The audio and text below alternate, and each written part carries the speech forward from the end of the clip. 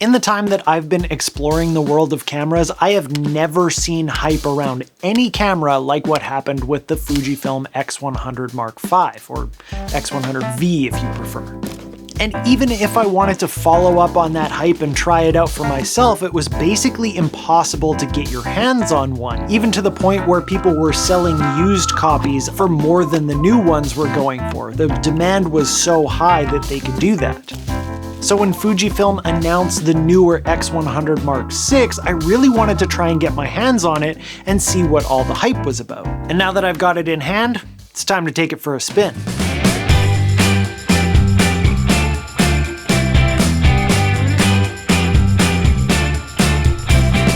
When I think of the Fujifilm X100 series, the first thing that comes to my mind is street photography. So the first place that I went was downtown Victoria to Canada's oldest Chinatown.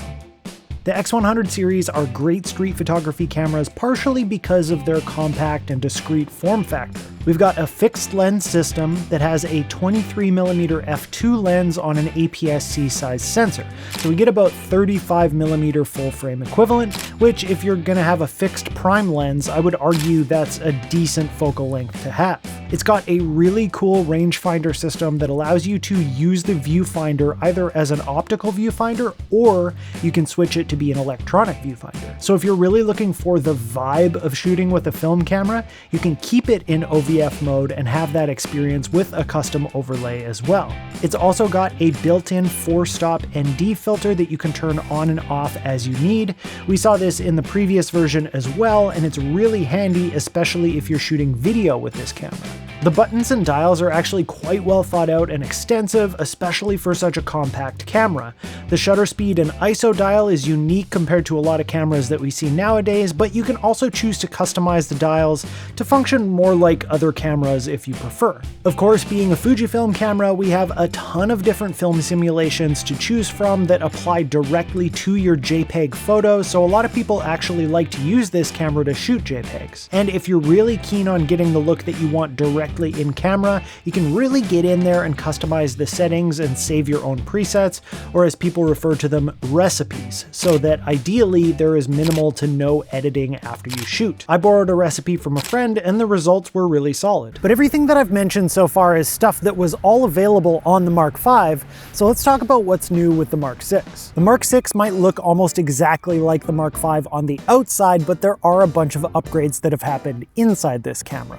First of which being the new sensor that they put in this thing with a 40.2 megapixel resolution as compared to the 26 megapixels on the previous one. Not only is this great just because you've got more resolution, but also it gives the option for different digital cropping to give you different focal lengths right in camera. So you've got 3 different options where it is a 35mm full frame equivalent, a 50mm, and a 70mm. Now, of course, that is cropping into those megapixels that you have, so you're gonna get reduced resolution as you zoom in. They've also got the newest X processor inside this camera, so you're gonna get better handling of those 40 megapixel files, and the whole system definitely is a little bit snappier than previous cameras. And on top of that, it handles autofocus better, and they've given us the new AI subject detect functions that they've been adding into their newer cameras as well. We've also got one new film simulation in this camera that we haven't seen in other ones called Reala Ace. And one thing that they added into this camera that kind of blows my mind because they've already got a built-in ND filter in there is they added 6-stop IBIS into this so you can do better handheld both for video and photo. Other compact cameras have claimed that they either had to have a built-in ND or they had to have IBIS because it was too hard to fit in both into a small body, but somehow Fujifilm managed to do it. Unfortunately, you can't expect the IBIS to do any miracles while walking or anything like that, but for static handheld shots or kind of panning and tilting shots, it does a great job getting rid of all the little micro jitters that you might have. So having shot with the X100 Mark VI for a couple of weeks now and played around with it, here's what I liked and what I didn't. Firstly, in the category of things that I liked about this camera, it doesn't take long at all to get the cool factor, the vibe out of this camera. It feels a little bit more like you're shooting on a film camera, and with the emergence of film becoming more popular again, that's definitely something that I think people are seeking right now. But you've still got all of those conveniences of it being a really fully functioned digital digital camera. In my tests, I was really happy with the image quality and that 40 megapixel sensor and the lens on the front of this. There was a little bit of purple fringing here and there, especially when I was shooting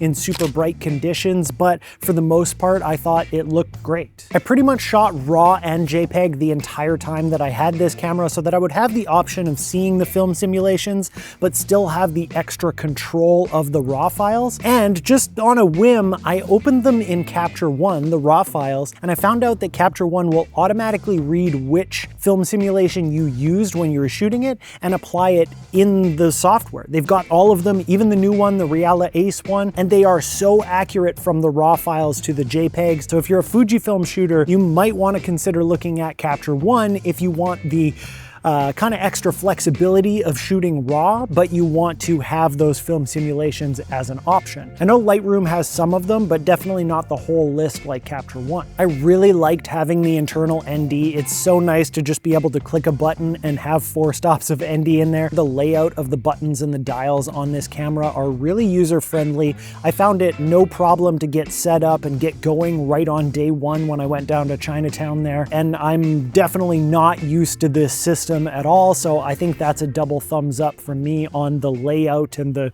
user-friendliness of it. So now, let's talk about the things that I didn't like so much. Funny enough, the first thing that I would say I didn't like about this camera is that fixed focal length, single lens, like you've only got the one option. You're kind of shooting the same thing all the time. This can be a really cool exercise to limit yourself and see what you can do, zoom with your feet, as a lot of people will say, but it's also really limiting. So if you're out there actually trying to get a specific shot, you just might be missing out on certain things. Now, full disclosure, I am 100% a zoom lens guy. I pretty much always have been, and I really prefer to have the options while I'm out and about to be able to get different perspectives. So the novelty of having a single fixed focal length wore off pretty quick for me. There were times when I wanted to get a certain shot, but if I was to zoom with my feet and walk up for it, I then had a completely different perspective and I wasn't getting the leading lines the way that I wanted them, or there was something else that was now in the way. It just wasn't going to work out for that shot. But for now, moving on to the next thing that I wasn't a huge fan of, and that is the complication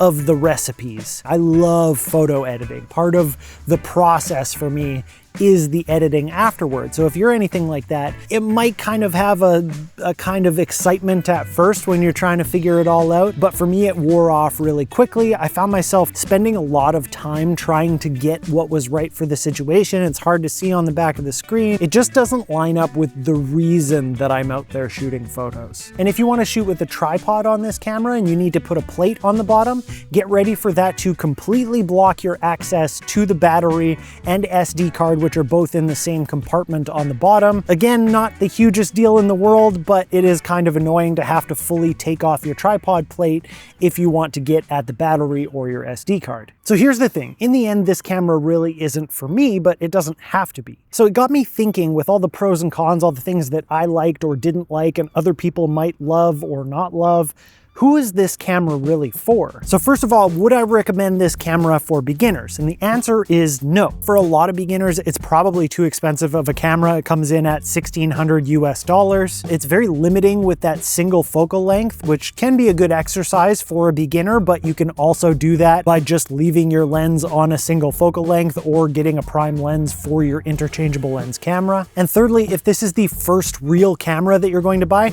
there's really nowhere to grow in this system. You then have to buy a totally different camera that you can buy lenses for and such. Doesn't feel like a beginner camera to me. The second possible use case is for kind of an everyday camera, something that you can capture moments with your family or your dogs or your kids or whatever kind of things that you might do on an everyday basis.